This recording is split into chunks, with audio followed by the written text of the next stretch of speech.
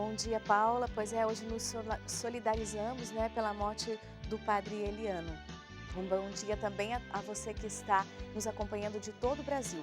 Agora são 9 horas e 24 minutos e você fica bem informado aqui na TV Canção Nova. Direto de Roma, a Lízia Costa vai nos deixar bem informados sobre a viagem do Papa Francisco ao Japão. Aqui no Brasil, Malu Souza esteve na beatificação do padre Donizete e nos mostra os principais momentos deste dia tão especial. Hoje é o Dia Nacional da Doação de Sangue e ainda depoimentos emocionados de japoneses sobre a viagem do Papa ao Japão. Estas e outras notícias você confere a partir de agora.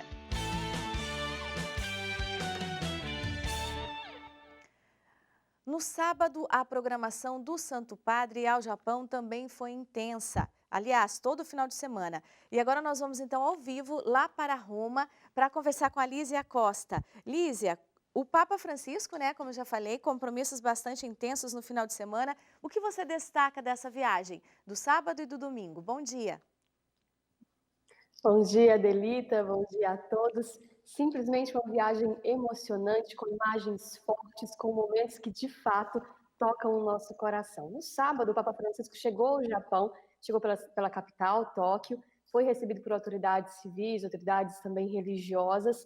Depois da anunciatura de Tóquio, ele se encontrou com os bispos e falou aquilo que a gente já sabia, que ele já tinha falado em alguns momentos, que sempre desejou muito visitar o Japão, ainda como padre, depois como bispo e cardeal, queria muito ser enviado em missão para o Japão. Os jesuítas têm um histórico muito forte de evangelização naquele país, mas realizou esse sonho como papa e ainda mais visitando essa região como pontífice, confirmando a fé daquele povo.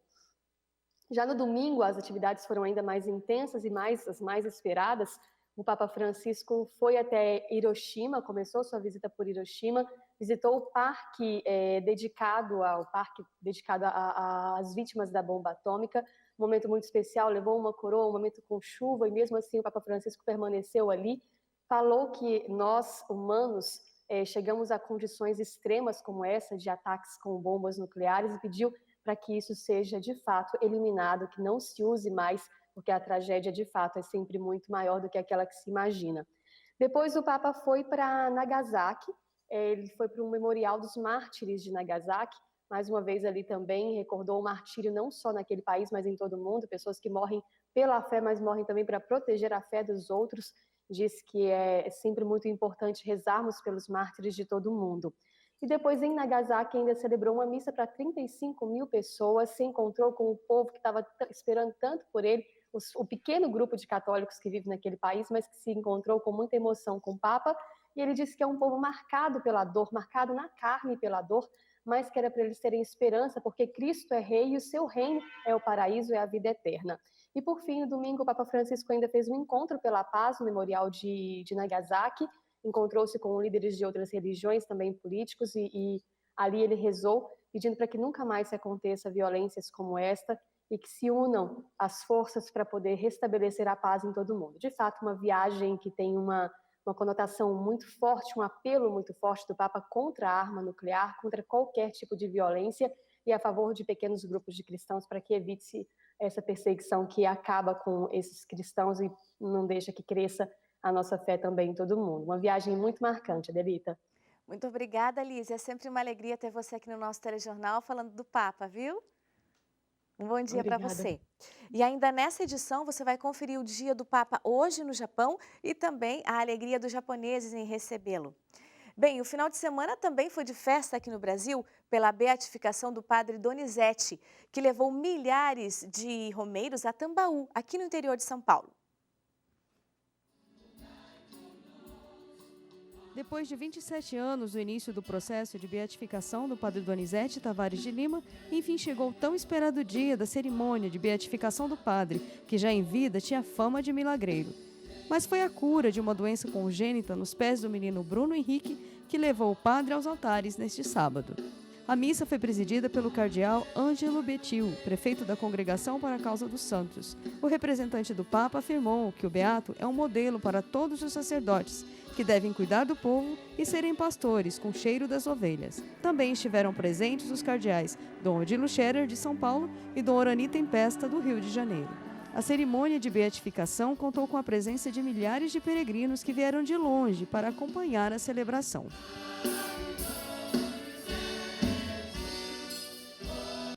E você acompanha mais informações sobre a beatificação no Canção Nova Notícias, edição da noite.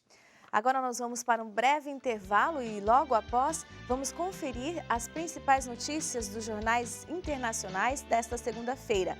Ficamos agora com imagens ao vivo de São Paulo. Hoje a temperatura máxima por aqui é de 24 graus e a mínima 14.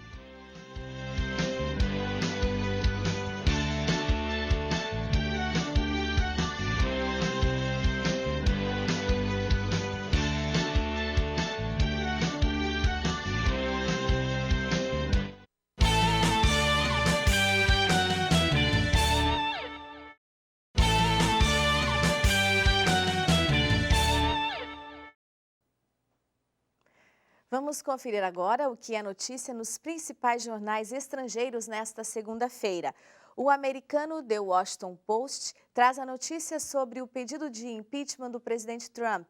Uma pesquisa do gabinete do Conselho da Casa Branca fala sobre um inquérito de impeachment do Congresso anunciado em setembro e inclui trocas de e-mails no início de agosto entre o chefe do gabinete interino e os funcionários do orçamento da Casa Branca.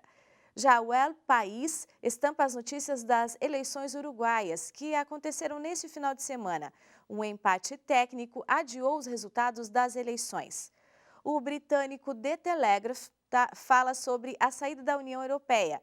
Nick Morgan diz que garantir o acordo comercial até janeiro de 2020 é absolutamente possível e que esse é um grande passo para a conclusão do Brexit. Agora vamos para Portugal. Lá um bispo criou uma comissão para o cuidado com pessoas em estado de vulnerabilidade. A ideia é prevenir a violência doméstica. Cíntia Santos tem as informações. Portugal é considerado o terceiro país mais seguro do mundo para se viver, mas isso não quer dizer que não aconteça violências internas. É por isso que Dom Manuel Linda criou na Diocese do Porto a Comissão de Cuidados para os Frágeis e Vulneráveis, que são pessoas que sofrem violência.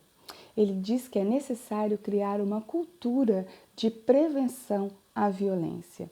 Um exemplo de violência aqui em Portugal é a doméstica, que infelizmente nesse ano de 2019 já fez 33 vítimas, sendo elas 25 mulheres, 7 homens e infelizmente uma criança. No decreto de criação dessa comissão, que terá um período experimental de 3 anos, Dom Manuel diz que é urgente a formação e educação continuada que previna qualquer tipo de violência, seja ela doméstica, pedofilia, bullying, intimidação, assédio e coição dos idosos. É necessário cuidar e prevenir. Cíntia Santos, de Lisboa, para o Canção Nova Notícias. Uma parte de um muro na Avenida Oscar Niemeyer, no Rio de Janeiro, desabou no início da madrugada de hoje, deixando um trecho da via coberto por terra. O prefeito Marcelo Crivella esteve no local nesta manhã para acompanhar a inspeção.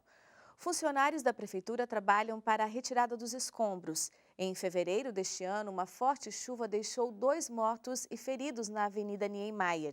A via está fechada desde 28 de maio. Mesmo com a via fechada para o tráfego de veículos, a Defesa Civil fez um cordão de isolamento no local. Ainda hoje, no Rio, a Prefeitura começa a demolir as casas atingidas pelas chuvas no início do ano no Morro do Vidigal. Moradores da Jaqueira, que fica no alto da comunidade, vão ter que desocupar as casas. E a seguir, hoje é o Dia Nacional do Doador de Sangue.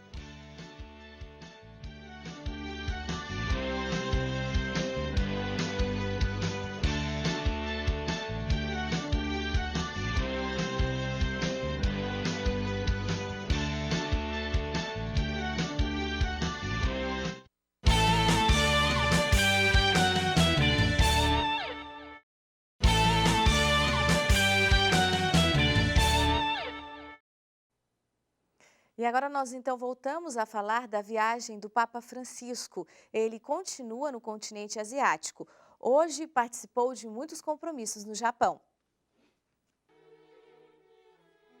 O primeiro compromisso de Francisco nesta segunda-feira foi o encontro com as vítimas do triplo desastre no Centro de Convenções Bellesale Ranzomon. Ele pediu mais compaixão pela dor dos sobreviventes do terremoto, tsunami e acidente nuclear de 2011. Os 3 desastres, que fizeram mais de 18 mil vítimas fatais em março de 2011, ainda trazem consequências na vida da sociedade. E o Papa exortou compaixão para com os sobreviventes, por meio do combate à cultura da indiferença. Em seguida, o Santo Padre se dirigiu ao Palácio Imperial em Tóquio para um colóquio com o imperador do Japão, Naruhito.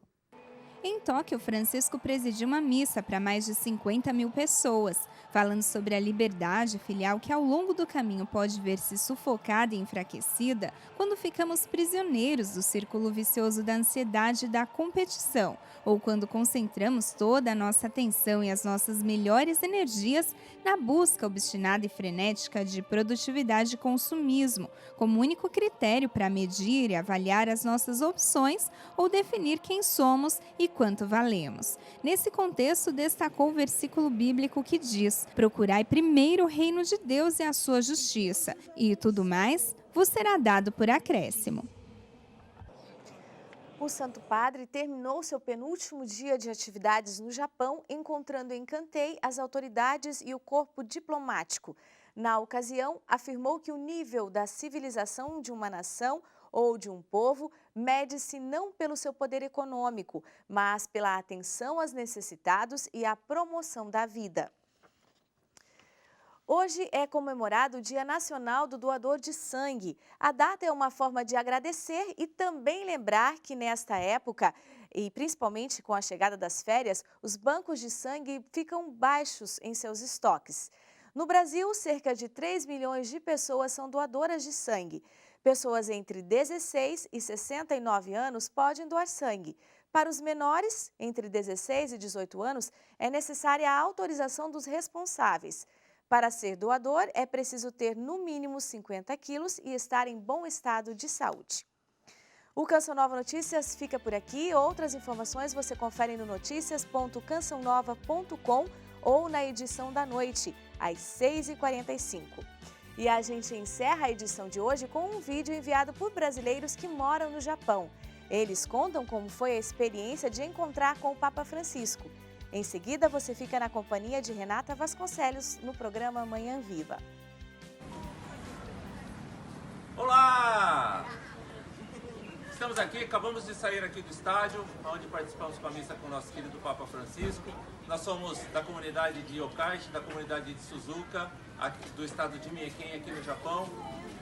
E viemos aqui para poder falar um pouco do que era e do que foi a realização dessa expectativa de receber o nosso querido Papa aqui no Japão. Foi como de fato a gente já previa, uma emoção muito grande, tomou conta de todos nós, muitos não contiveram as lágrimas e de fato o que esperávamos que ele nos trouxesse como mensagem, ele de fato nos trouxe através da sua homilia, onde pediu para que nós fôssemos um pouco mais direto na evangelização, que nós pregássemos um pouco mais vivamente e eficazmente o Evangelho aqui nessa terra e que de alguma forma nós contribuíssemos para que mais mortes fossem evitadas no momento em que ele lembrou do episódio da queda da bomba aqui nesta terra. E nós, com o nosso coração agradecido a Deus pela oportunidade de ter vivido esse momento, queremos também agradecer a Canção Nova pelo fato de ter vindo algumas vezes para cá, aonde lançou a sua semente e graças a Deus dessa semente muitos frutos nasceram e hoje a gente pode estar aqui dando continuidade nesse trabalho lindo que a Canção Nova faz no Brasil e em todo o mundo. Que Deus possa abençoar a todos, fica aqui o nosso abraço, a nossa alegria e viva o Papa!